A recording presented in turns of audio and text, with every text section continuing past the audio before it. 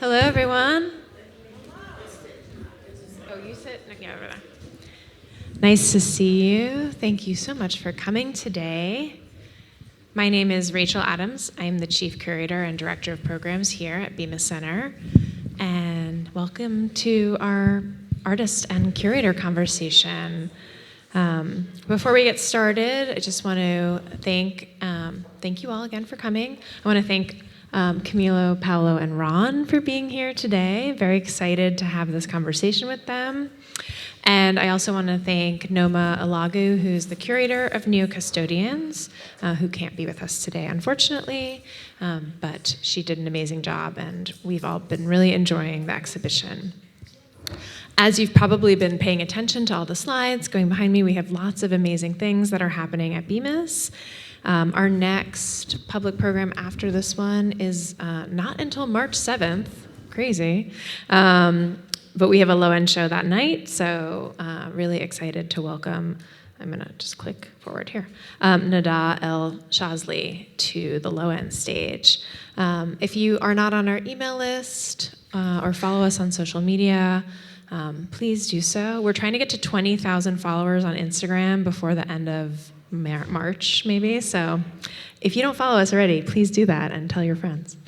And yeah, without further ado, I think we're gonna go into it. So each of our amazing speakers is gonna give a short talk about their work, and then we're gonna open it up. We're gonna have some conversation between us.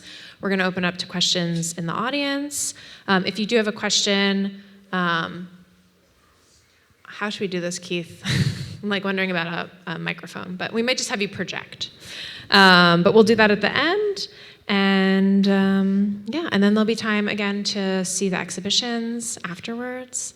So Lucky's making friends. And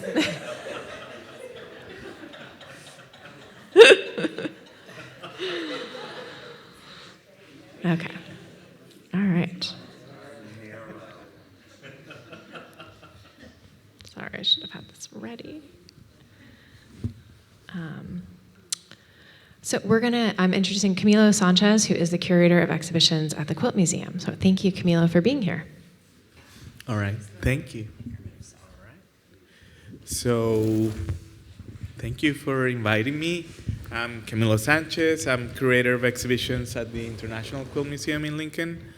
And I'm going to talk like for 1 minute because you're the stars, and I don't want to take any time from you. I don't know if you've been to the Quilt Museum. I've been to the Quilt Museum. Yeah. Oh, great. So, yeah, there's nothing to talk about. So, wait. Where do I point it? All right, yeah.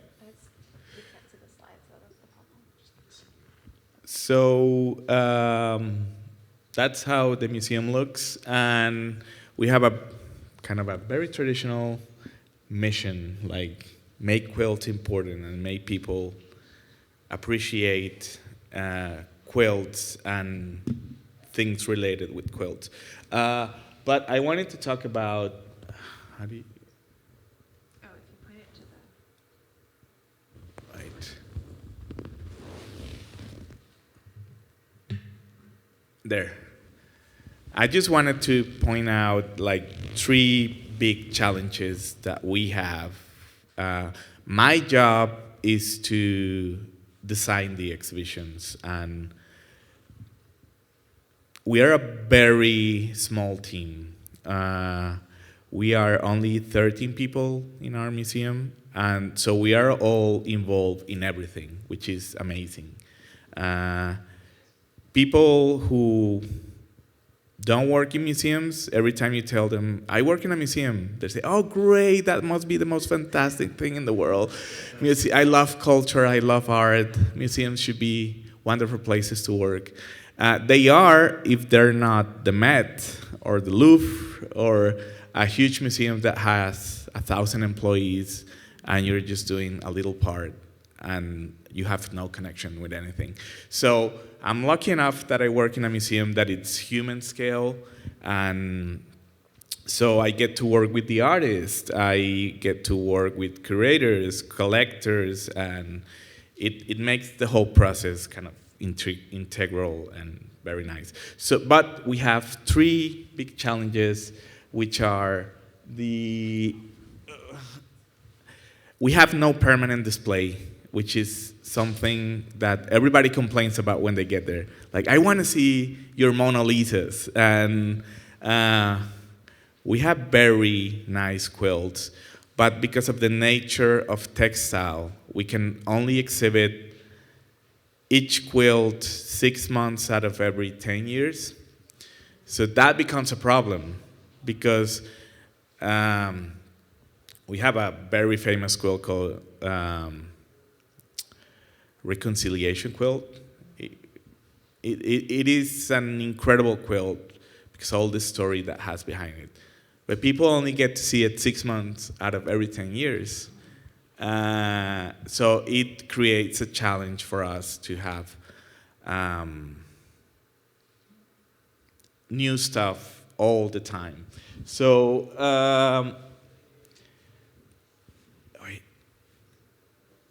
so that creates another problem, which is changing all the time with balance, because we have three main collections. One is traditional, one is contemporary, and there you are, and the other one is international. And this is part of my work, which is to create an exhibition schedule. We plan 3 or 4 years in advance. But if you see those colors, the green, the orange, and the pink, we always want to have a little bit of each at every time. Sometimes it's not possible, and people complain a lot. Like, oh, I came to see old quilts, and I just see contemporary quilts. Or I love contemporary art, and I see all these kind of really old things. So it's impossible to keep everybody happy, but we try, and we try to keep that balance. So that's another challenge, trying to keep those collections equally represented. And then the final one is that working with quilts, which are, traditional quilts are roughly same size, 2D, it's hard to change. So the third big challenge is to make exhibitions look different every time. And we have around 10 to 15 exhibitions per year. So if you're dealing with the same material and the same kind of 70 by 70 inch kind of squares, how do you make it interesting, and how do you make it look different and engaging for people? So that's what I wanted to talk about. And that is what we do. And yeah, I don't know. That's great. I kind of love that setup. And before we turn it over to Paolo, and sort of thinking about display, right? And how when you're working with textiles, you can, there is this traditional idea of hanging it on the wall, and that's what it is, and it's that size. But both of you as artists are really thinking beyond that, right? How can you interact with the space, the body, and do you need a napkin? No. And also with other objects that are in the room as well. So yeah, I think that's a good way to kind of introduce you, Paolo, and your work. So hopefully it works from there. If not, we'll. Great. So my name is Paolo Arao. I was a resident here in 2020 from January to March. So I was here when COVID happened. And so this was my studio in 2020. And I want to start here because And I'm only going to show you work that I made while I was a resident here, because this show you see here wouldn't have happened had this not happened. And so I'm specifically showing this picture because my studio was the largest studio that I have ever had in my entire life. Living in New York, my studio is a fraction of the size of this space. And what really struck me about this space were these columns. These timber columns had such a presence that I could not see them, right? And so for me, while I was here, I made 2 site-responsive works while I was a resident. And then I also made work for a solo exhibition in Denver, which I found out about 2 days after arriving, that I was offered this show in Denver. So I was here in January. I was offered a show in Denver in March. And I was like, you know what? I'm on this residency for 3 months. I'll just make this show while I'm here. So the first of the 2 site-responsive works that I did was I covered one of the columns in my studio. Initially, what I wanted to do was cover all 10 or 12 columns that were in the space, but then I got that email from Denver saying, hey, we want you to do this solo show. So I put everything aside, work on the Denver show, and then once that work was done, I created this column. For me, I should also say that a lot of the work this residency got me thinking about context specifically, and how context really can change the way you see your work. So, thinking about working in a space that's 10 by 10 feet and then coming into a studio that's 3,000 square feet, you can imagine on a larger scale and then realize that. And so the residency here enabled me to do that. And it really pushed my comfort zone and what I thought that I was capable of doing and making. It really made me think and dream bigger. So one of these pieces was wrapping this column. I thought, these rigid structures in this space were so dominant, and they were so physical and very cold in a sense. So I wanted to add some warmth and vibrancy to it. So I decided, maybe I can soften the hardness of this space by wrapping it in textile. And so I should also say that before I arrived here, my partner and I had traveled to the Philippines and Japan, and I sourced a lot of textiles from there, which I used in a lot of this work. So the textiles you see here were sourced from the Philippines. And, so thinking about context and place in this residency, I thought a lot about the Philippines where I was born. It was never really an integral part of the way that I was working prior, and I think being here helped me to really think about location, and more specifically, this idea of being out of place, right? Because I come from a military family, and so we grew up moving every 2-3 years. So the sense of place was always changing. And that definitely has had an effect on the work that I've made. And so, how can you best settle into a space and make it yours, even if for a short period of time? So, those ideas were what I was thinking about as I was working here.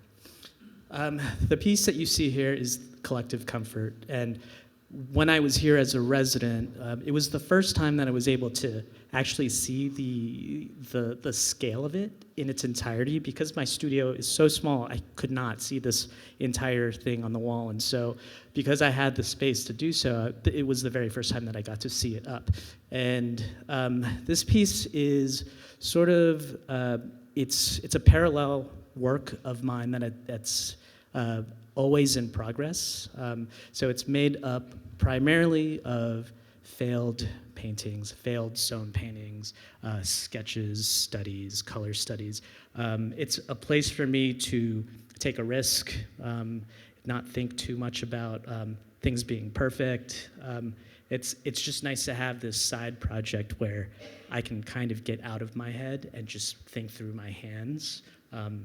And so when I was here as a resident, I think it was like half the size as what it is now.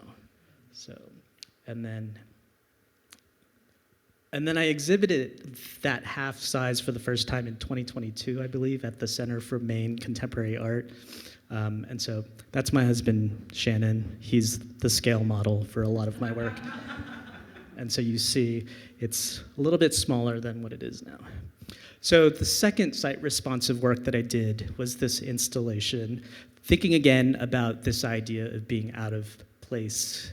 I've always, since I was in a military family, I've always grown up or lived near the ocean, right? My dad was in the Navy. So the water has always been an important part of my growing up. And as I was doing a lot of research in, thinking about Philippines and the textiles from the Philippines, I came across this image of these vinta sails. So these vinta sails, they're in a region of the southern Philippines, and everyone who owns an outrigger boat creates their own sail. And the idea of creating your own sail and it being these geometric abstractions, right, floating on the water, really struck me. And as I was doing research, it felt like it was one of my paintings on these boats. And so I decided that I would make my own version of vinta sails. And it was kind of playing on this idea of being out of place, because we are in Nebraska, we're landlocked, and then these are sails to nowhere, really. And so, and it kind of echoed what I was feeling of just like, oh, I'm, how can I bring me here? And it was through this. And that was on the fifth floor of the Bemis. And so, also, while I was here, I was working on work for a solo show in Denver, as I mentioned. So I'm just going to show you some of the work from that solo show. A lot of these are pieced and sewn. They're stretched over stretcher bars like you would traditionally see painted canvases. And, the color, obviously, is such an important aspect of the work, patterning. There's this ideology in the Philippines that the more color and the more pattern you include in a work, the more protection it offers to its beholder. And I love this idea, or this faith or superstition in this notion that power, that color and pattern could hold these protective or healing powers. And it's something that, before I read that, it's something that I just inherently felt. And so when I was reading this, I felt deeply connected to it in that moment. And it was like, yes, of course, that's what I've been thinking about and feeling. And it was just affirming to see that written as like a statement. And so, that's definitely shaped how I think about my work. A lot of the sewn paintings that you see or that I've done, the edges become very important. And so thinking about how oftentimes what you see in the margins can be just as interesting or more important than what you see head on. Thinking about this idea of, there's magic in the margins. And that goes directly towards the piece in the main gallery where, the big quilt is here, and opposite wall, you see it on the margins. So that's giving a little context for that. And so these are some of the works for that show in Denver. And the last piece that I made for that show, on the day that I finished the piece, I saw this image online of this South Philippine dwarf kingfisher, and it was the very first time this bird had ever been photographed.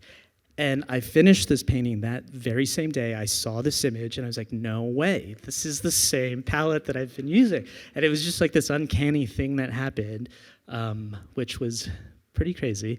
And then the next day, COVID was announced. So, and then I'm just going to talk briefly about my recent solo show in New York at Morgan Lehman Gallery. And a lot of it was hand-woven work. And it was the first time that I actually exhibited primarily woven pieces. And I originally came to working with textiles through weaving. I have a background in painting. I was a visiting artist at Tyler School of Art in 2016, and they invited me to turn one of my paintings into a weaving on a jacquard TC2 loom. And I had no idea what that was. And I was like, you know what, this sounds cool, let me do it. That experience changed my life. It changed the trajectory of my work. I stopped making paintings in the traditional sense, and I only worked with textiles since. And so, but after that, I started making these sewn paintings and sort of forgot about the weavings. And this last show, I made this return to weaving because that was the thing that shifted everything. And so I'm just going to flip through and just show you some of these pieces. You know, I don't really know what these are about still. I'm still processing them, but I love this idea of time folding in on itself, of things that you reveal, things that you choose to conceal, how much of it is a conscious decision, and then also seeing the edges still being an important part of this.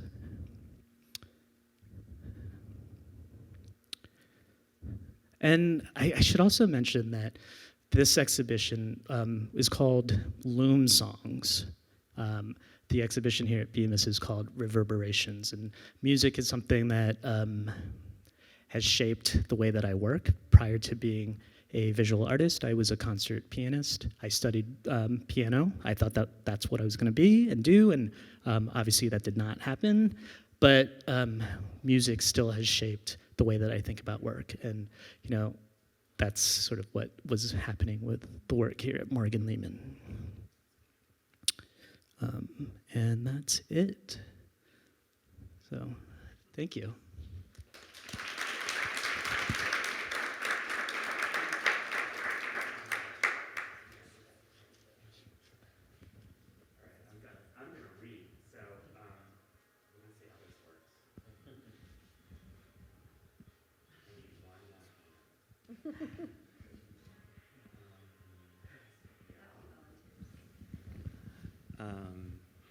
We'll do it like this. Do you want me to flip your slides?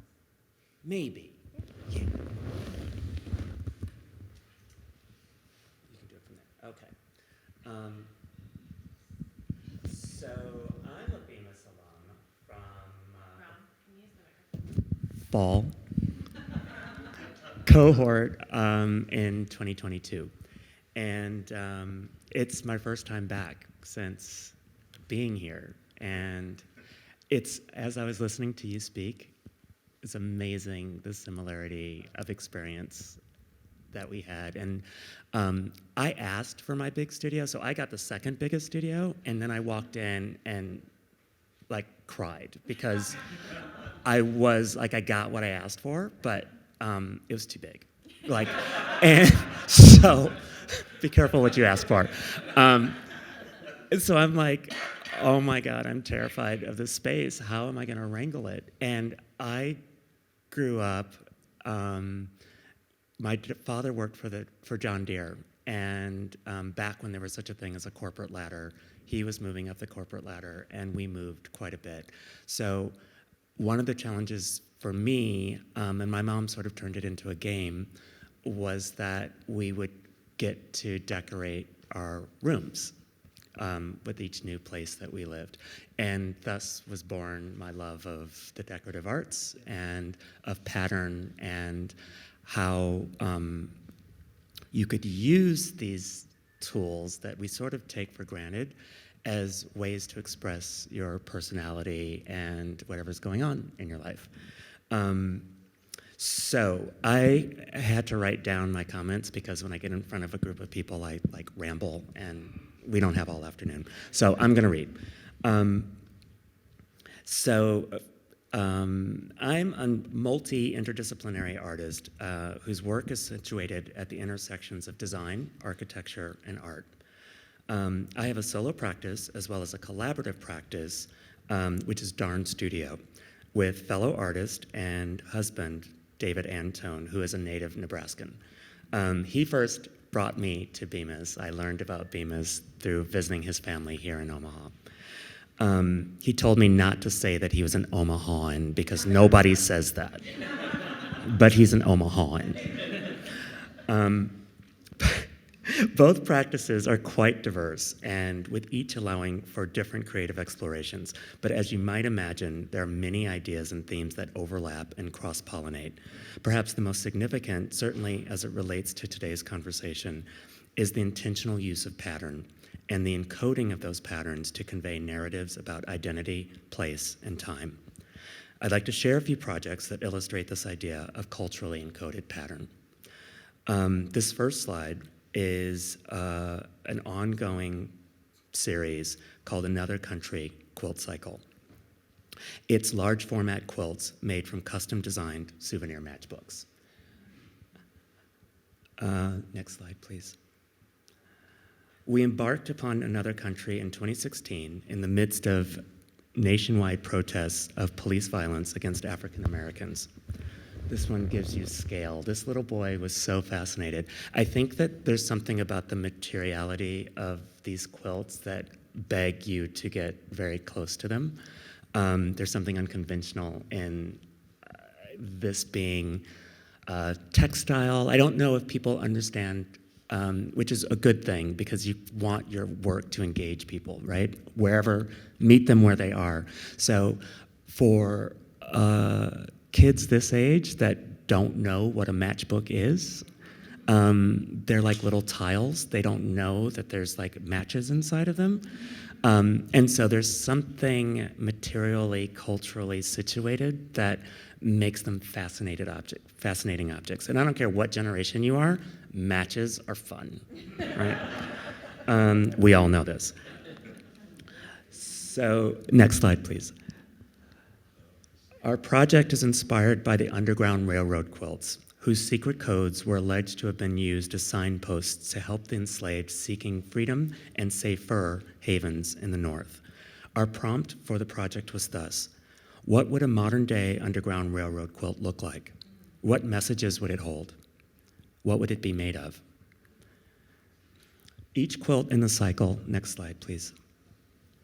Each quilt in the cycle is composed of thousands of matchbooks whose covers bear logos of the places where unarmed Black victims of racialized police or extrajudicial violence were killed. The backs of the matchbooks contain alphanumeric codes comprised of the first and last initial of the victims and the date of their deaths. Next slide, please. Like their abolitionist antecedents, these quilts act as talismans. They're stitched together matchbooks serving as maps, inviting us to decipher their patterns and meanings. On another level, one might interpret the quilts and their patterns as metaphors for the interrelated or even interwoven mechanisms that perpetuate systemic racism. Next slide, please. Both logo and code sides of the matchbook covers are used to create the works. Each victim receives their own matchbook. We started with 5. Next slide, please. And next slide. Oh, there's one missing. Okay, it doesn't matter. Can we go back? Okay. Each victim receives their own matchbook. We started with 5, and now there are over 50 individuals represented in the works. David and I have come to consider these souvenir matchbooks as pocket-sized memorials and artworks in their own right. This particular one, I wonder if you guys can guess who this person is. Any idea? So, Eric Garner. Yes, yes. So many people don't know. They might know the town, but these. When you think about a souvenir matchbook, which is kind of a quaint memory that some of us of a certain age might have. And we literally collected them growing up. It was a cool thing to show where you had been and a way to remember a place that you had been. So we wanted to take the power of memory and what a matchbook could do and differently animate it so that they could serve as these pocket memorials. So we look at our quilts as these like layered artworks. So each matchbook is an artwork and also kind of represents a person. And then they're sewn into these patterns, which is another layer of art and meaning in the quilts. And then the final thing, which is the quilt itself, which sometimes we drape, sometimes we hang. And we're constantly adding. That's why we call it an ongoing series, because unfortunately these killings don't stop. And we are, it's just very important to us to keep these acts present and to keep the memory of these people alive. Next slide, please. Part protest, part memorial, we began the project as a way to remember the victims and keep them present. The quilts are the physical manifestations of our creative process and a space of sharing. For me personally, the hours of sewing required allowed me to grieve. The repetitive work lent a sense of purpose in the midst of my anguish. The patterns generated are the result of our desire, of David and my desire, to create and share a symbol language born of a cross-culture collaboration. The body of work represents the hours of conversation we've had as a Black man and a white man while working together, sewing and assembling the quilts, sharing our contrasting lived experience and grappling with the real life and death consequences of racial inequality and the biased treatment of Black communities by law enforcement on us individually and as a married couple. Also, next slide, please. This one's called Double Cross. I really like it. I don't know, there's something fun in the way that color can help you see things, and so I like the way that we used color theory here to overlap the red cross and the blue cross to get the purple cross on top. So it starts to do things.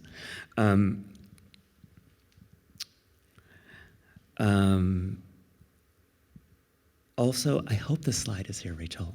Let's see. Okay. Oh, yeah, they're here. They're just in Ron crazy order. So when I've done a lot of these talks, and this happens every time, because when I'm writing my thoughts, I'm in one frame of mind, and then I look at the notes again, and I'm like, really? And then you want to rearrange it and do it in a different order. So I think that's what happened. So these are some of the matchbooks of different people. You've got the Sanford, Florida one is Trayvon Martin. Sandra Bland is that star up there. That's Waller County, Texas. Michael Brown, of course, is Ferguson, Missouri. So it's a way of, when you see these quilts assembled, it's a way of sort of data mapping the country and the occurrence of these killings. It also helps you understand that it happens everywhere in the country. Next slide, please. This one's called As the Crow Flies. This one was really fun because we had to figure out how to create ombre with paper matchbooks. So there's probably about 8 different shades of lavender purple in this sunsetty kind of sky. Next slide, please. This one's called Framer's Frame. And so maybe similar to your process, Paolo, we do smaller ones to see if we like the composition before we kind of commit to the large-scale quilts, which are about 8 by 8 feet. And they are quite a time commitment, if you can imagine. And you have to be very focused because following the patterns, and also, so the patterns are layered. So using the front back is one pattern, and then there's the color blocked pattern. So you have to be very much in the zone and focused to make sure that our patterns come out the way that we've designed them to. Next slide, please. So this one is called Cakewalk, and this is in the collection of the International Quilt Museum. And next slide, please. This is, we finished last fall and is the newest acquisition of the International Quilt Museum. So this one's called Barcode, and it references our American bar system as well as the way convicts are tracked in our incarceral prison systems. So you see lots of barcodes there. Next slide, please. So that is another country. And I want to say that 8 years into the process, our project has evolved to exist essentially as a visual archive. Artifact ciphers that hold space for reflection, prompt meaningful conversations across communities, act as instruments of placemaking, and shift perceptions around what a monument can be. The next few projects I'd like to share are my textile and wallpaper designs. Something that draws me to textiles and wallpapers as media is how they reclaim art, bringing them out of galleries and institutions in a way resisting commodification and back into our culture. Their fluidity of perceived function forces us to engage in a different way, as well as allowing more diverse audiences to feel seen and represented. The first art wallpaper that I designed was for a fundraiser for the Studio Museum in 2005. I designed this work as a critical counterpoint to traditional toile de jouy decorative patterns, which typically depict Europeans, often from the lowest social classes, in idealized pastoral scenes.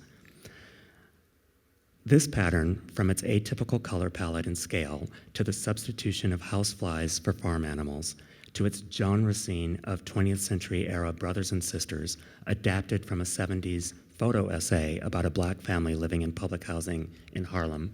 Could we go to the next slide, please?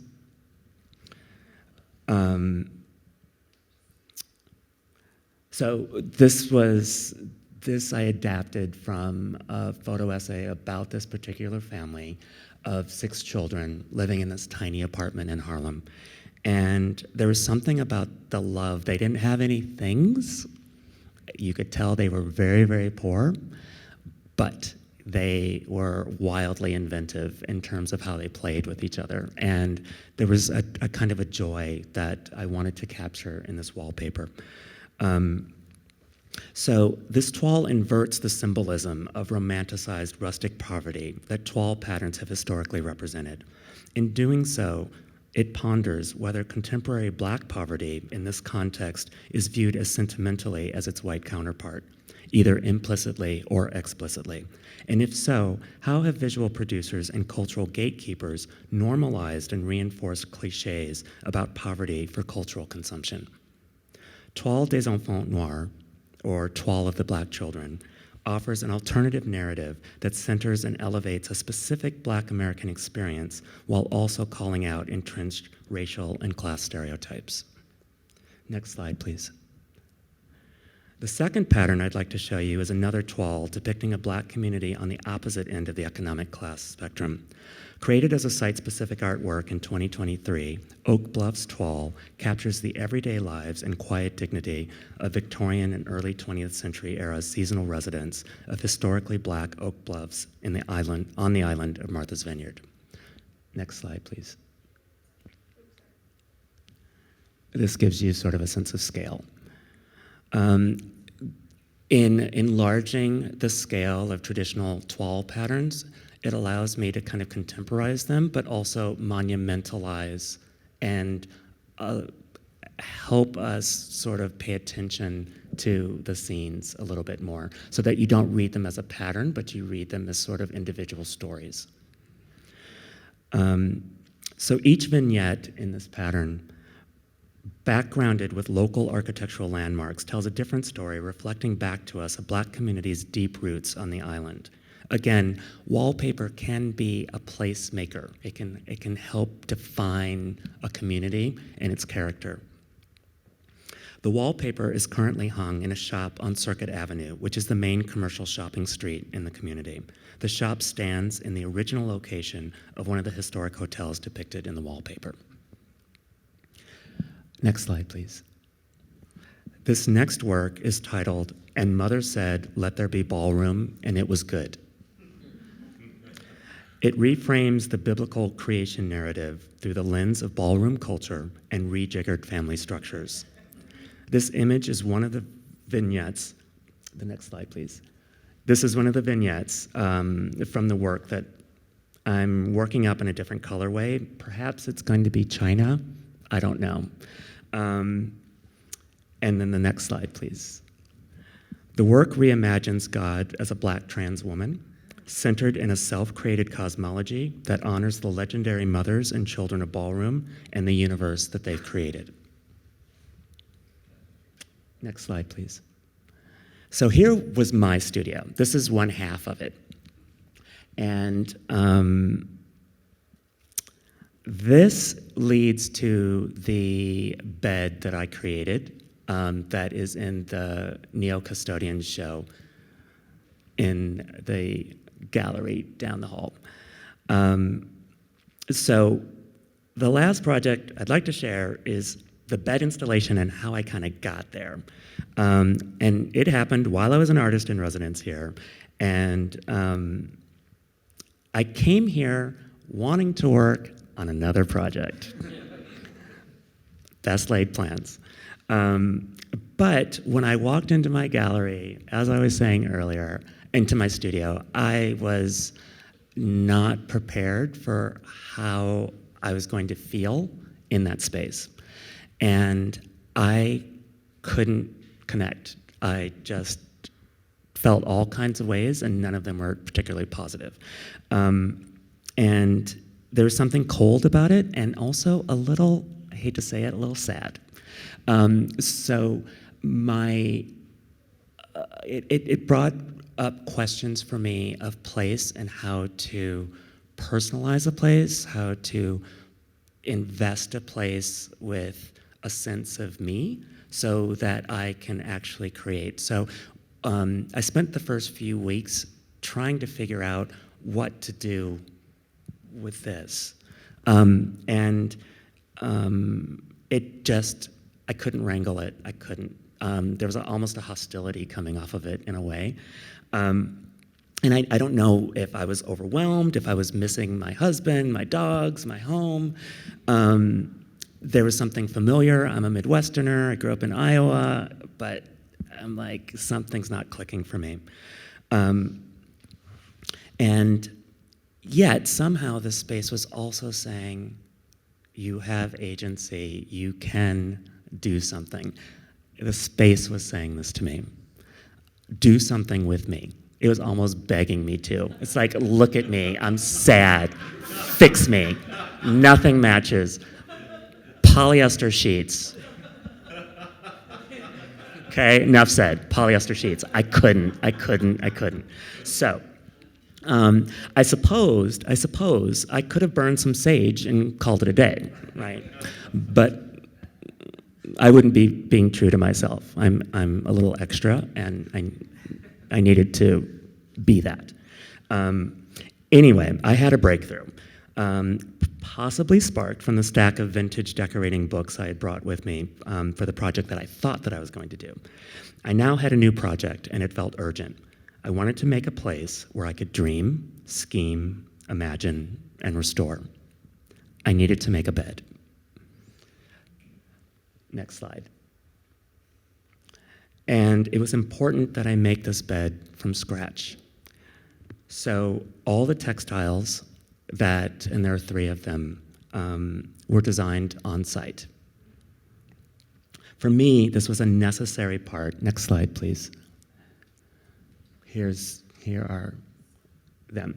And in the foreground was the Genesis. So when I arrived, I found out that this interesting velvet granny ottoman was used by another former artist in residence, and it already kind of had this art provenance to it. And so it was ready. Like, it was calling my name, and it was like saying, do something with me. What are you going to do? Because I'm really ugly, and I need to be activated. So, like, I don't know about you guys. I have conversations with objects, and it's normal. So it's almost like Beauty and the Beast, like teacups, and they talk. And we have conversations. So this, which is a trampoline, by the way. So you take the cushion on the top off, and I could do my like morning bouncing. It was great. And that's where ideas formed. So when I was bouncing, I was looking at the stack of decorating books, and I'm like, I know, I'm going to make a bed. So I thought, this is a challenge because I'm having a very negative response to this ottoman. The textile is kind of gross to me. So that's always an opportunity. When you are so moved by something, either positively or negatively, you should pay attention. So I was like, I hate this thing. I hate it. And we have to be friends, and I'm going to figure it out. So I'm like, and also I could pull elements out of it, and we might have something here. So I like the challenge of that. I also like the challenge of only having 3 weeks to design the textiles, have them fabricated, and then fabricate the bed dressings, which I'd never really done before. Next slide, please. This is kind of more of the textiles. Next slide, please. So I also created window panels that cast silhouetted shadows across the studio, decorating the entire space with clusters of shadow flowers that moved with the sun. But what was really cool that I didn't understand at the time until the full effect of the panels being up is that once they were up, it made my view of Omaha part of the installation. So it was almost like I was looking through my pattern at the city, and it literally changed my level of comfort, my level of safety, my level of all these things that we sort of take for granted in a place that we need to pay attention to. I was like, I think I accomplished it because now I feel home. Now, like I made my bed and I can, blah. So, and a lot of people have asked me what the X was about, and it really was kind of like a registration mark. For graphic designers, it's a way of kind of understanding the edges and boundaries and cutting lines of things, and it also was like the Bemis X, right? So it was like, okay, since Omaha and Bemis are now integral to my journey, they cannot not be here. And so that was, and I just liked how the blue sort of evoked process. Like when you're painting a room, you put the blue tape up to kind of mask out. So it felt very much like an in-process sort of feeling to me. And for me, it's something important in all the work that I do, that there's a kind of honesty about where I am in my thinking about what I'm making. So next slide, please. So there's a little bit of that pattern that moved beautifully with the sun around the space.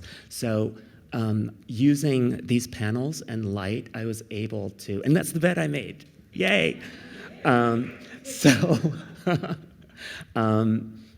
And you know that bed was doing things. I wanted it to convey a sense of, it was more than just a bed. It needed to signify something, right? So I wanted it to have a kind of royal bearing to it, maybe baronial, you know?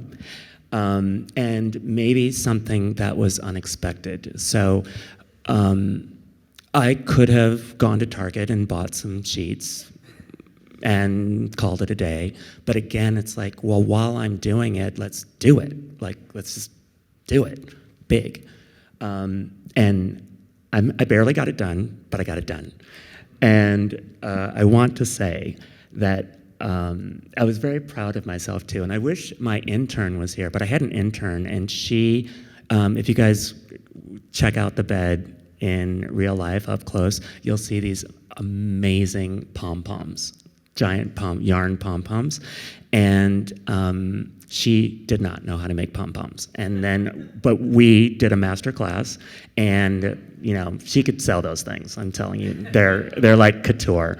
So you'll see those hanging at the corners of the valance, and I think that somehow the ottoman that was problematic became kind of beautiful in a way. It's all about context. It's all about taking something from its usual context and looking at it in a different way and seeing its beauty or bringing out its beauty. Next slide, please. So I still remember the almost overwhelming sense of peace that came over me the first night I slept in my new bed. Oh, and by the way, it's not just an installation, it was my bed. So I slept in it every night. So I remember the almost overwhelming sense of peace that came over me the first night I slept in my new bed. It was the first night that I slept soundly in my studio. That night, ensconced in a mini domicile of my own making, my errant sense of self returned, and I began to dream again. Thank you.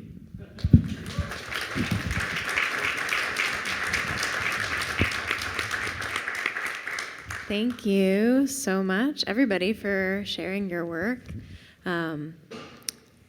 Yeah, I kind of thought we should open it up to a little conversation, and between you, Ron, and Paolo, it just feels like there is a lot of overlap. There's this really interesting, even in your childhoods of like moving around. I kind of forgot about that thread as well. And I'm curious, Paolo, how you're sort of thinking about spending time in your studio upstairs. Now based off of Ron's story here. Well, there's another overlap that Ron and I both share is that last year I did a residency at McDowell, and Ron was in the studio before I was, and there were remnants of Ron in the studio, and that was before I knew that this exhibition was going to happen and that you were going to be there. But it was that was an interesting overlap. But and I've already forgotten the question you asked. The question was more like, did you have a similar experience to Ron when you entered your studio for the first time? I mean, I think it was just overwhelmed by the amount of space. And I think I knew that there was the space here. That was one of the reasons why I applied for a residency here. But I think in person, it was cavernous. It was not what I was expecting. And I think I had the same feeling where it was like, whoa, I really need to make this my own, right? And what am I going to do? And all the things that I thought that I was going to do just went out the window. So. And I think also sort of the challenge of scale. So we don't often consider, oftentimes we're limited by our resources. We're limited by the size of the space we get to work with, the amount of money that we have, the amount of time that we have. It's all sort of resource-based. So and I think that this is the challenge for people who have the good fortune and opportunity to be residents here at Bemis, is that the resources are overwhelming. And you're not exactly accustomed to the level of support that you get or the access to the resources. And so it takes a minute to open your brain to allow the possibility of what you can do versus the reality of what you're able to do. And so I think that confronting those things when you first arrive here, and also we're not just like plug and play. No artist is that. I wouldn't trust any artist that just is like, yeah, just plug me in, I'll work anywhere. I'm not a vacuum cleaner. Like, I literally need to feel special in my space. It has to feel like a place that can help me create what I need to create. So I think every artist that comes into their blank canvas of a space needs to have some sort of method of owning it, at least while they're there, or personalizing it. I kind of wanted to add that I think that I can't imagine an artist not being sensitive to the space in which they're working and how what you can do in that space impacts what you make there. I think that being a former set designer and an architect and working in dimension, in 3 dimensions, I was used to scale, but I think that when you see columns, you're like, okay, well, I wasn't anticipating columns. I see them, they see me, they're telling me do something with me, and so I think that to address the site-specific piece, you kind of need to be on site to understand what it is that needs to happen in that space. And so for me, I turned it into a project. I think also part of it too was this, I couldn't believe that you were giving me this space, and there was this feeling of, I don't want to let them down. I need to make something really good in this space. And so that was like a good pressure. And I something similar, like we might be twins, but like there's this thing, Bemis is really low-key about it, but it's not a low-key thing at all if you're an artist and you have any part of you that's a little competitive. It's open studios. So you're opening your studio to Omaha, and a bunch of people you have never met are coming through your live workspace. And so I'm like, I need to show up here. Like, come on, I don't know anybody. I need to put my best foot forward. And I think also the set designer, interior designer, architect in me was like, come on, Ron, like your space needs to look good. But also I was dealing with this like live work boundary as well. And we can't just assume that artists just work 24 hours a day. We are people, we have lives, and like I needed somehow to address what my personal space was, and for it to be clear that it was my personal space. And I think that's what sort of the curtain legs are that hang.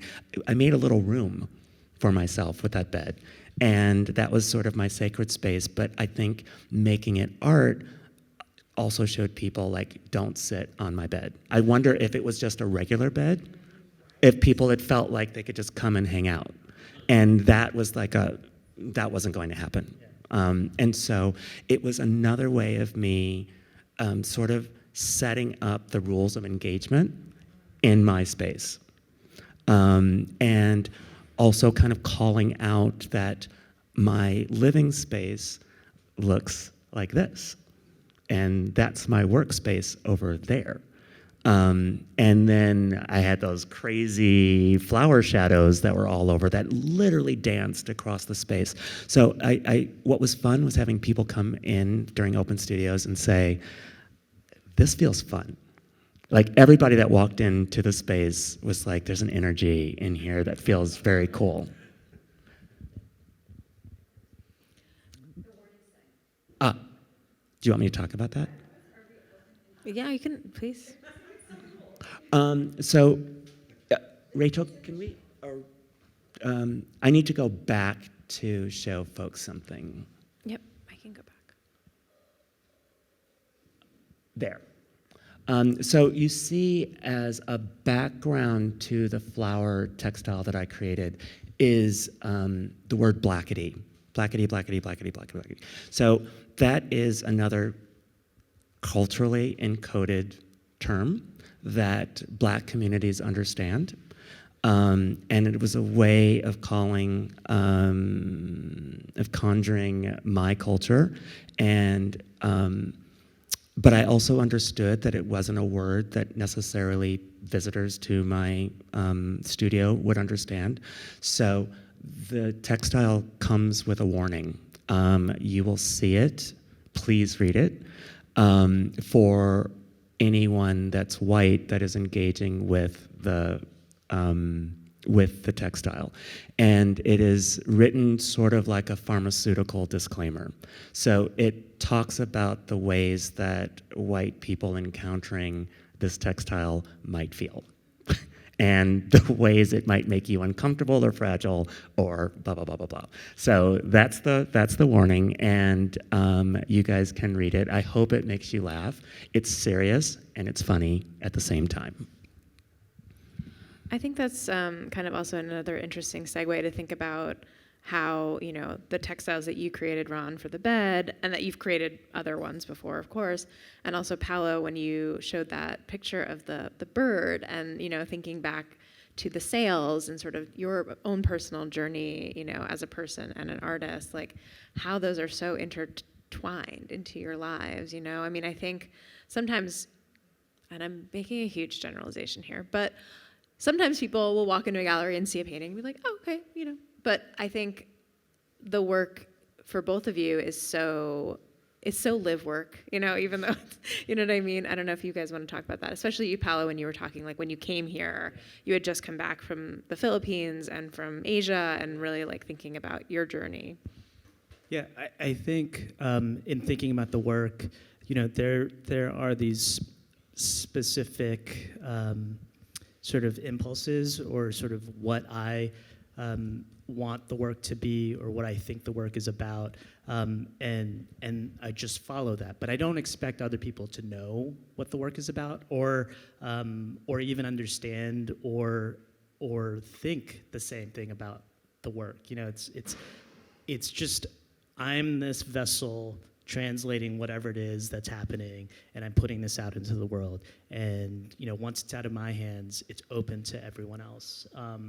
And for me, using color in a way is something that is what brings people in, because we all have a relationship to color. It's either you respond to it or you don't, but it's a way for people to access the work. Color has this power, just like music has a power. It's this visceral thing that you feel. And for me, I just try to funnel all these feelings into the work and then just put it out there and hope that it reverberates for other people. And I think for me, something that draws me to using the decorative arts as media is the dearth of African American representation in the decorative arts, and how historically they have been used to represent and amplify culture. So think about the Greek vases and friezes. You can look at the Supreme Court right now and look at justice, or the four continents in front of the Customs House in New York. The depiction of human beings are coded. They're coded for a white mainstream.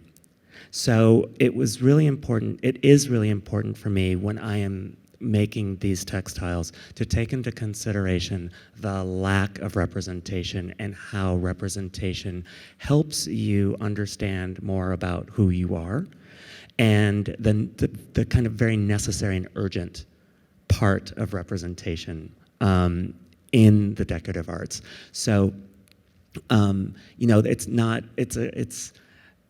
it's a cruel irony that black labor helped create the wealth that made many of these mansions that hold these incredibly beautiful furnishings that, again, amplify whiteness and white culture. And that's why, in a way, I do deal with sort of the neoclassical presentation or classical presentation of the decorative arts, because I think that's where things get super, like, hyper European. And to kind of widen that scope and recast it, perhaps some people have said in an Afrofuturist kind of way, but to imagine what the decorative arts would look like if they reflected another or other cultures. I want to kind of use these media as a way to kind of share my own personal experience. So something with my work is that I'm always trying to use the decorative arts and objects to tell you about where I've been, where I am, or where I might dream of being. And using space and the decoration of space or the depiction of space to help tell that story. Camilo, do you have any questions or thoughts that you want to share? No. I just wanted to say that when you design exhibitions, it's really hard to go from the walls into the space, like to make people kind of have an experience of the place, not just walls that you're uncomfortably looking in the most anti-natural way a human being can behave in a room, which is looking to the walls. And you make that happen. I mean, those columns are fantastic. That's a way of appropriating the space. And I was telling you about the advantage of working in a small museum. In 2021, we were supposed to do an exhibition about 9/11 because we have the 9/11 quilts. So it was 20 years. We had an exhibition called 9/11 Quilts. And we started to work in that exhibition. And because we all had a say in it, it became like a snowball that we should just not address 9/11, but loss. And so because we were a small museum, we were able to make a one gallery exhibition into a 3 gallery exhibition and go beyond 9/11. And we ended up with Cakewalk. And we explored different ways of dealing with loss. And that, like, you saw those quilts made in matchboxes, and when you look at the pictures, they're beautiful. But when you unpack them, it has, I mean, in museology, like the main goal is to engage all 5 senses. Because you have to go from the visual to something else. And your quilts make something that no quilt makes, which is the smell. So that gallery smelled like matches. And it was such a powerful smell. So your work actually makes my work easier. Because it really engaged the visitors. You should smell our studio. But yeah, the phosphorus, and it just offloads, right? And so it's very subtle until it's not. I mean, you might not be aware of it, but you spend any amount of time and you start to be like, what's that smell? And a lot of people ask us, who quilts, matchbooks, why? And I think that's a really interesting question. And I'm always like, yes. Whatever you think why, the answer is yes. But there's a very, very interesting story that I have permission to share. But when my art partner in Darn Studio, David, was growing up, they had a neighbor across the street. And that neighbor, instead of putting his souvenir matchbooks in a bowl, like most people would, he pinned them to a bedspread. And David grew up with that memory of matchbooks pinned to a bedspread, draped over a bed. And when we decided to work on the project together, we thought about these matchbooks as like artifacts, and also the power that they had, that sort of incendiary power. And so what does it mean symbolically to take a matchbook, sew it down in such a way that you cannot access the matches, and then present the potential? So there's a lot of reasons why the matchbook was a compelling material to use. We had no idea that they would like drape so beautifully. Like they have a weird functionality to them that you could only know if you're crazy enough to commit to a project like that. We had no idea of the mechanics of fabrication. And also, we are so grateful to your museum because you understood that that yes, they're matches, but they don't spontaneously combust. You know, like they're as flammable, less flammable than oil paint, and especially over time, that phosphorus. Have you guys ever had an old matchbook? You can't it's so hard to get those things going. So you know they're to be able to see the beauty of them and the power that they had, especially in real life, and to be like, this needs to be seen. This is something significant. We really appreciate that, because any other institution that's like, well, how do you show this? We're like, ask these guys. They seem to not have a problem at all. And they're like, how do you store it? And we're worried because the matches. I'm like, what do you think's going to happen? They're not going to spontaneously combust if that's what you're worried about. But you know, like, thank you for being brave enough as an institution to bring a quilts made out of matchbooks into your collection. Are there questions in the audience? Anybody has a Lee?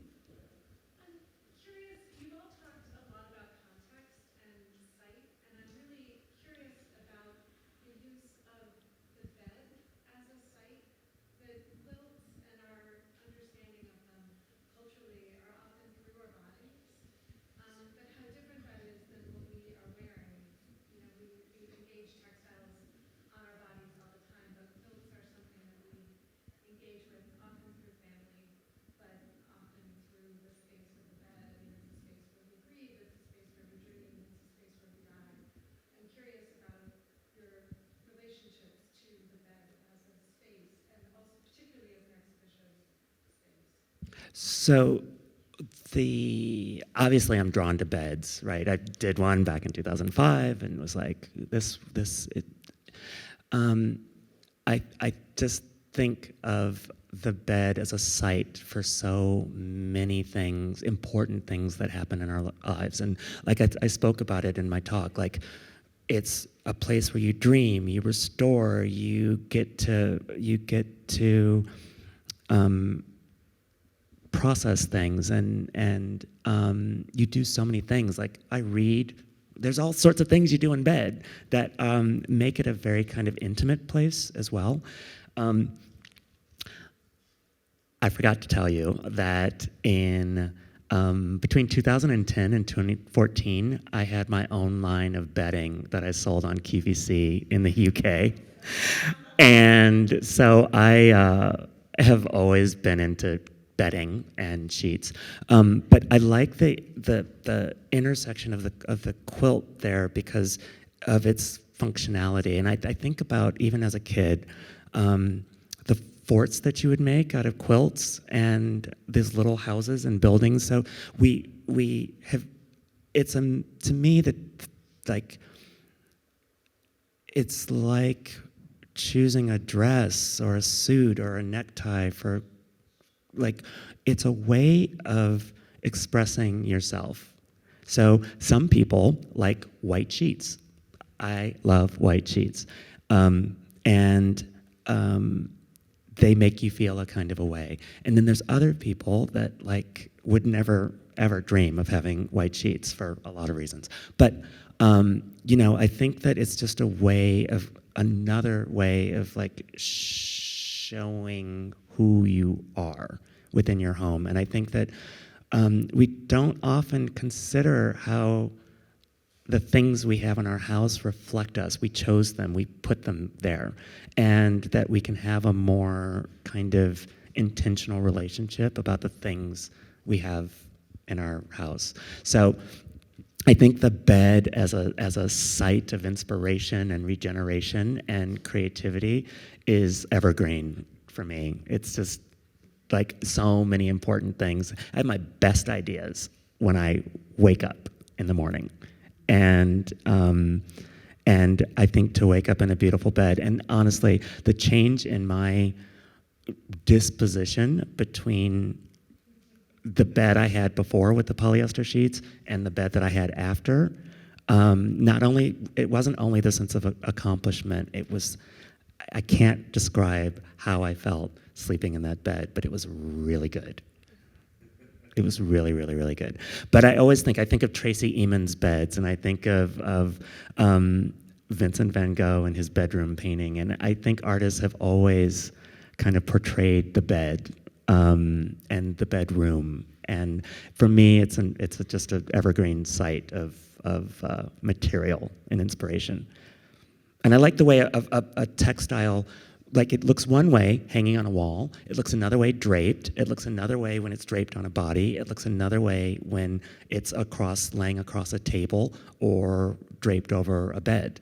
So I think that being able to engage with these patterns and how we see them and engage with them is a really, for me, a fascinating opportunity to kind of explore ideas and the presentation of those ideas, the 3D-ization of something that is flat. Yeah, I was going to say, I think it's interesting to think about, a lot of the quilts that are in the museum, and even like Paolo, like your piece is called Comfort Quilt, Collective Comfort, yeah. Collective Comfort, I'm sorry. Yeah. Evolving Quilt, though, right? That's part of it. So it's like thinking about like that quilts are functional, right? That originally and always thought to be made as functional objects, and then we've now elevated them to hanging on the wall and being in these collections, and sort of like what that The means. piece in the show, Collective Comfort, originally, my intention for that was to make a quilt for my bed, because I'm not a quilt maker. I've only made one quilt, and that was for my niece, a baby quilt. I've never actually made a full-size quilt. So Collective Comfort sort of began as I had been accumulating these 8x8-inch blocks in my studio. For whenever I would get stuck on a work, I would just start piecing 8x8-inch blocks from remnants, from things that were just laying around, and I began calling them my anxiety blocks, and just to have something to do and to make, and not really think about what it was that I was really working on, and I had accumulated so many of these anxiety blocks, and I thought, oh, let me just make a quilt out of this, because I love this idea of taking something that was born out of anxiety and converting it or transforming it into a source of comfort, right? So I thought, let's do this, let's make a quilt. And I started to make this quilt for my bed, and as soon as I got to the size of our bed, I was like, no way, this has to be bigger. I like this idea of a collective comfort, right? Like there is always this need for a collective comfort. And also, the quilt is not technically a quilt, it's just a quilt top. It's imperfect, the edges aren't sewn, and that's on purpose. It's really accepting that it's on the verge of becoming or unraveling, and accepting that, and accepting these imperfections, and also just knowing that things can be modular, and that gives you the opportunity to design the way you want. Yeah, I had so much fun. Yeah, so. Yeah, it is the most difficult question. Like, museums are wonderful spaces, are amazing, but are so full of contradictions. And sometimes they feel absurd. And I mean, in 3 years designing, I don't know how many exhibitions, I have only displayed one quilt in a bed. And because of conservation issues, quilts in our collection cannot drape. And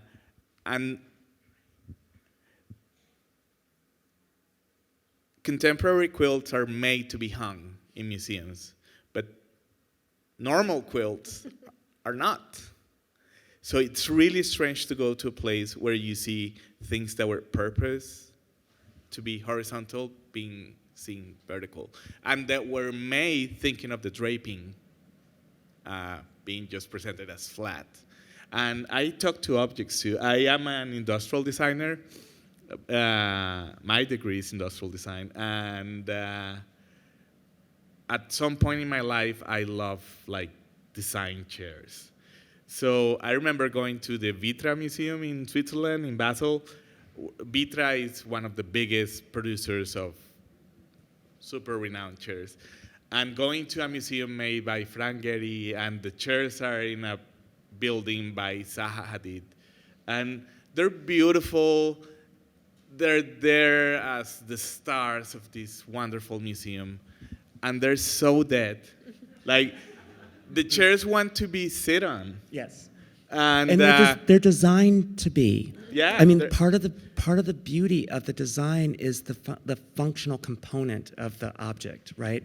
So that's what I was talking about before, like the commodification of art. That's how we perceive art now. You go into a gallery or an institution, you have to stand a certain distance away, it's presented, it's conserved in a certain way, but it objectifies the thing. And some of these things are then divorced in that objectification of their initial purpose. So if you separate the purpose from the thing, then it just becomes dead. So I think that that's something I'm deeply invested in my solo practices. What opportunities can I take to differently animate the objectness, or the, like, yes, it's a painting, and so we're taught to look at a painting in a certain way, but what if it's a painting made out of fabric? What if it's a painting that also looks like a quilt? What if it's a painting or a sculpture that also looks like a matchbook quilt? You know, like when you sort of disarm the expectation of the performance of the object, then it starts to engage you in a way that we might be able to draw different thoughts about what we're looking at. Eckhart Tolle talks about if you look at a flower and you say that's a flower, you're not enjoying it as a flower anymore. You are labeling. And the ego is what has to label, because the ego can't feel. And so what we as humans do is we go around labeling things because we're trying to feel. We're trying to feel. If you don't call it, if you don't name it, you will feel it as opposed to understanding it by its name. And so making a quilt out of matchbooks or making a painting out of fabric is a way of disarming the expectation of what you're looking at, and you get to look at it in a different way. Yes, Ellie? That's well said. I'm wondering if seeing the bed within the context of the exhibition that Noma curated brings a new perspective to you around the work. Yeah, I love that question. I don't know how I feel quite. And Noah and I talked about this. It's not a do I like this, do I not like, it's not a binary like that. It is a different feeling. And the bed, we had talked about actually letting people use the bed. And Noma's like, I would never sit on a bed that other people, she's like, there's head lice and it's dirty. And what about people's dirty shoes on a bed? That just feels too sacred to do that. And I started to come around to that, and then thinking, well, my God, that means there needs to be a gallery attendant that resets the bed every time so that everybody can have sort of the similar experience. And that just didn't feel good, and made it a little too, there's a little bit too much prep involved in that, and it made it more precious, actually. So I think that the way we decided to square that was to say in the text that I slept in the bed. I think that helps people that encounter the bed understand it as more artifacty than as art. And I really like that reading, that it is functional as well as art. I'm trying really hard with everything that I do to help people see the function of art. And it could just be something beautiful, mesmerizing, that makes you feel a kind of a way. That's a function, right? But there's other functions as well. And so I like being in that space of what is the perceived function of this thing. And I think calling purposefully, David and I considered what we were going to call our matchbook quilts, if we were going to call them quilts, if we were going to, I don't refer to my bed as an installation, except when I'm talking to art people, and then I can use international art speak to, let everybody know that I'm part of it, of the game. But the truth is, it's a bed. And I want that to be legible to the people that engage with it, so that they're not being like, okay, is there something that I'm supposed to be thinking? You know how art can make you feel dumb? Being in art galleries and museums can make you feel dumb. And so I don't ever want that. I want my work to meet people where they are. So if they see a bed, it's a bed. It's not something else. It's a bed. You know what I was thinking, though, that when you were explaining your experience within that bed, this is not, I'm not taking away from your experience, but you didn't have the words for it. When you were talking to us. No, I didn't. I still can't produce them exactly. What are options? I mean, first I thought, oh, a lottery, maybe someone once a week could come into bed. But then I thought, what about a poet? What about having a poet in this place, and what comes out of that within the words? I am totally open to that. I don't have any problem at all. I think that's lovely. I just never thought of it, but I love that idea. And I think that there's to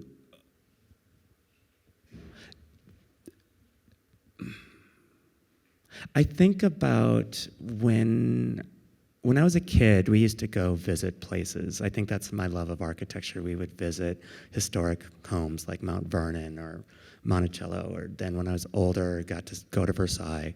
And especially those sort of aristocratic beds with sort of, like the attendants had benches. There were benches around the bed. They would wait for the sovereign to wake up. And I thought, well, that might be fun. Put benches. We thought of all kinds of things. And at the end of the day, I think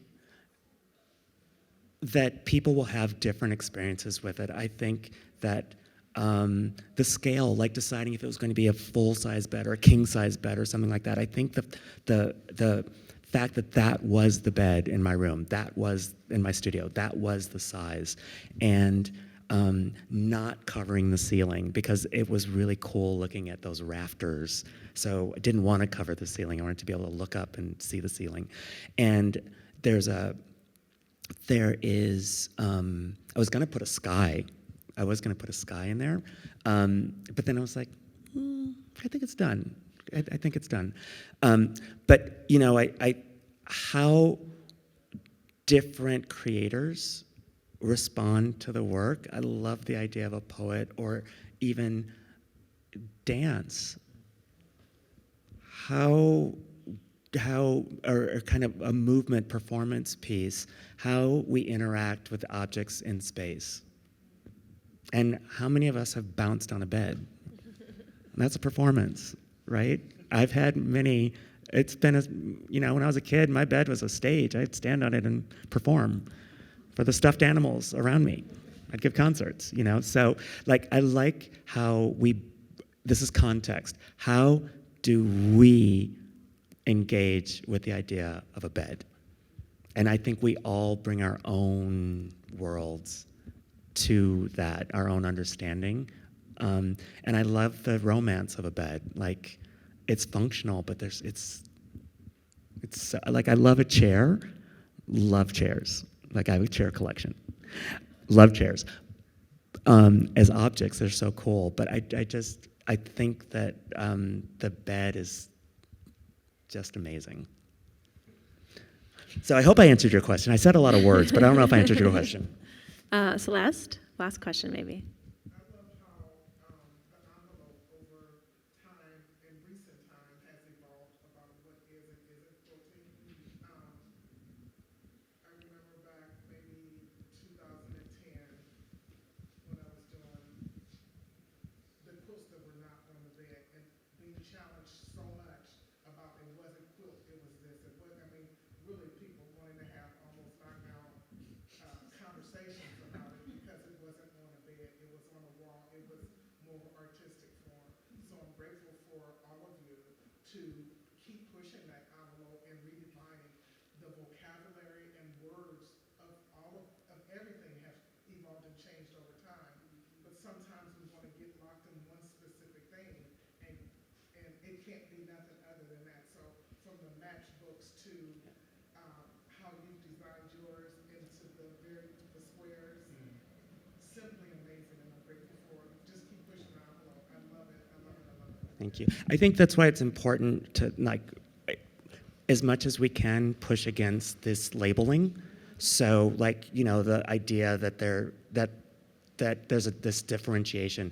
The moment you start to differentiate, then you start to make hierarchies, and certain things are up here and other things are down there. And quilts already are like in the craft thing, so that's down here. And I was speaking about this at lunch with friends, like, it's women's work somehow that ends up being at the bottom, right?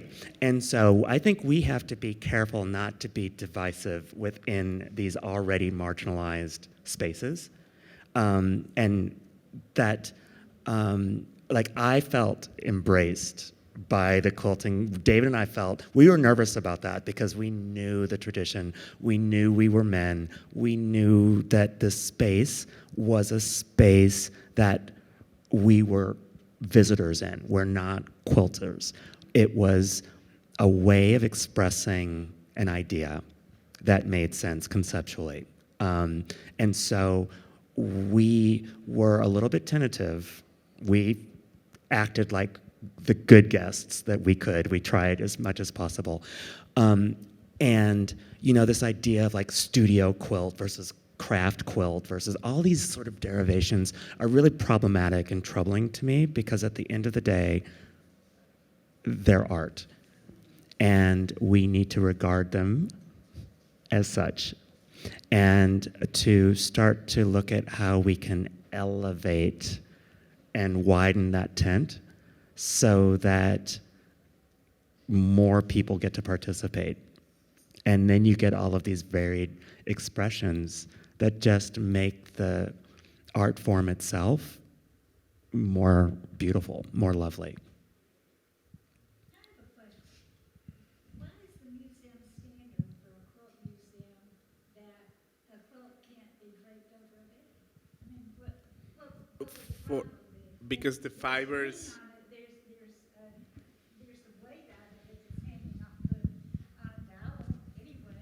Yeah, but that's a discussion that we often, like, exhibition designers and conservators, we don't get along. Because exhibiting anything will damage it.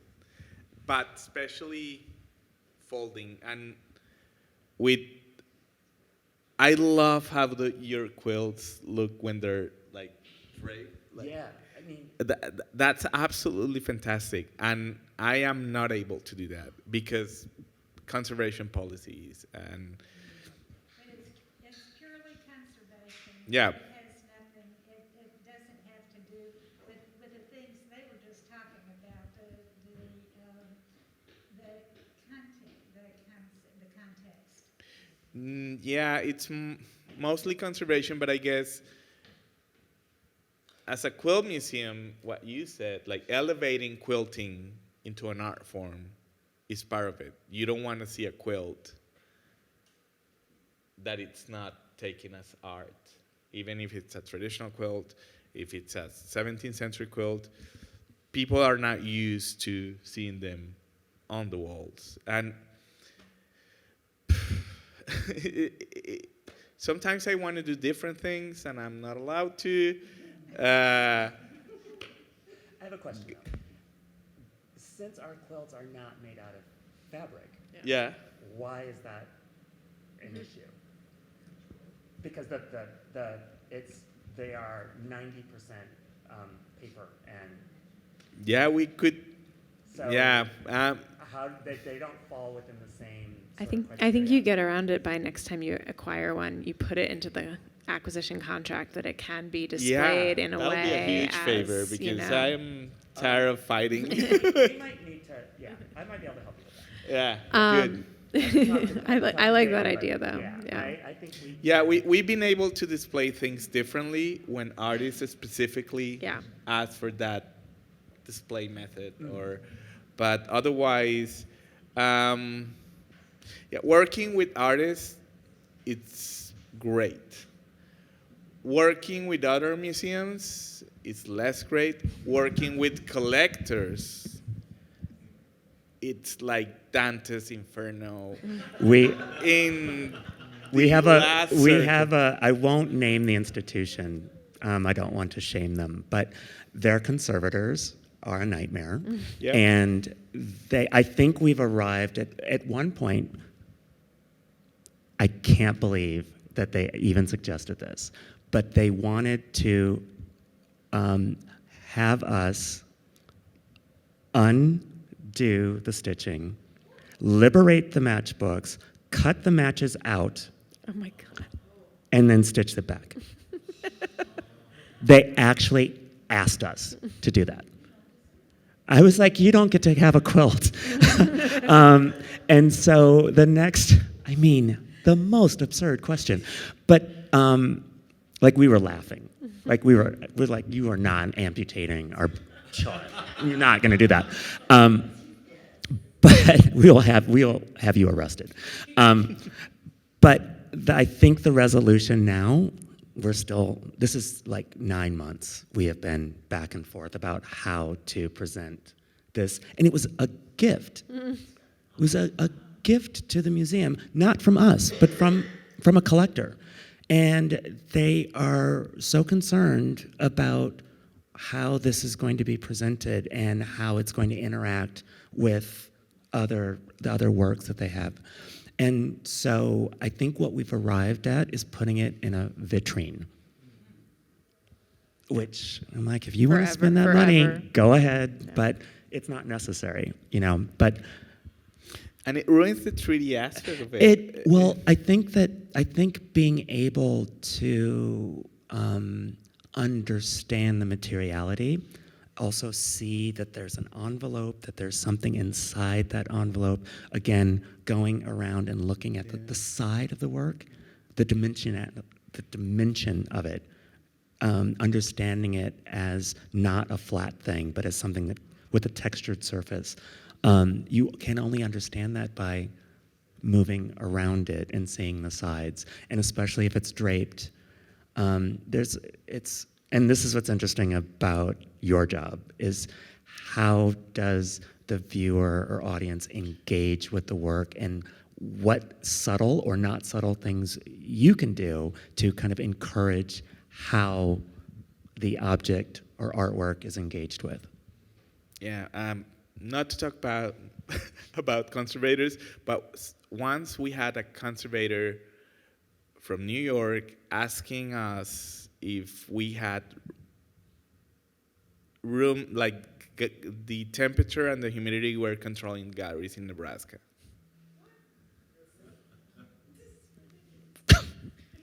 It is. I mean, you. They have to justify their jobs. Okay. Oh, but this was extreme. Yeah, I mean, I don't want to. Well, I don't want to say anything. We'll get off stage and we can talk behind. Yeah. Yeah, we can talk those outside. doors. But thank you. But it is the best question.